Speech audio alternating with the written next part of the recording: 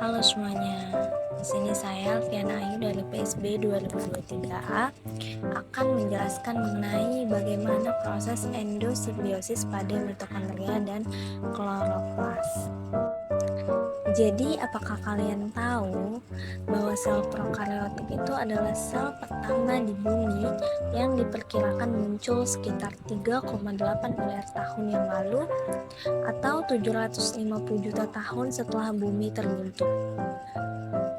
Lalu setelahnya barulah terbentuk sekitar 2,7 miliar tahun yang lalu sel eukariotik. Sel ini dengan dibungkus oleh membran dan muncul dalam catatan fosil. Sel eukariotik ini merupakan evolusi dari sel prokariotik. Sel eukariotik yang berevolusi dari sel prokariotik itu terjadi dengan cara sel prokariotik yang bertambah besar ukurannya dan seiring dengan berjalannya waktu rasio luas permukaan dan volumenya menjadi menurun. Jadi untuk meningkatkan rasionya, sel mengembangkan lipatan pada membrannya. Akhirnya lipatan ke dalam terlepas dari membran sel untuk membentuk sistem endomembran awal yang mengelilingi nukleoid.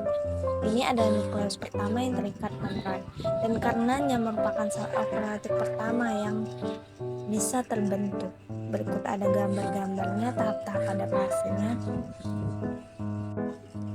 Lalu dari endosimbiosis ini berguna untuk eukariota.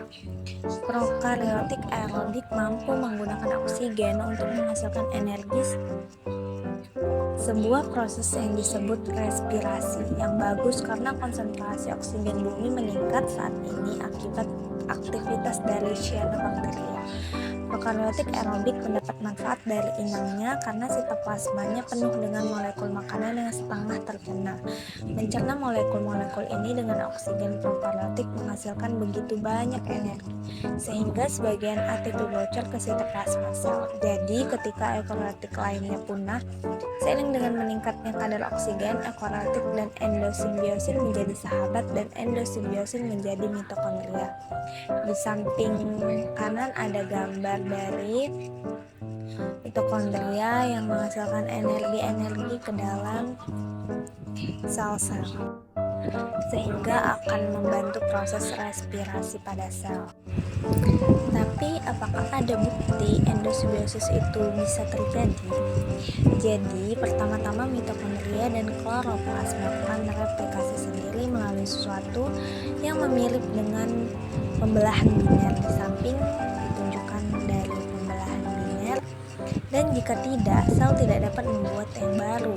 Genom-genom organel ini juga sangat mirip dengan genom prokariota, mitokondria, kloroplas, dan bakteri. Semuanya dapat memiliki satu lingkaran molekul DNA. Selain itu, korin dan kardoliolipin hanya terdapat pada mitokondria, kloroplas, dan bakteri. Saat ini, mitokondria dan kloroplas tidak dapat mampu bertahan hidup di luar sel. Namun, menurut teori endosimbiotik, mereka pernah menjadi sel yang hidup secara mandiri. Di sini ada gambar mitokondria.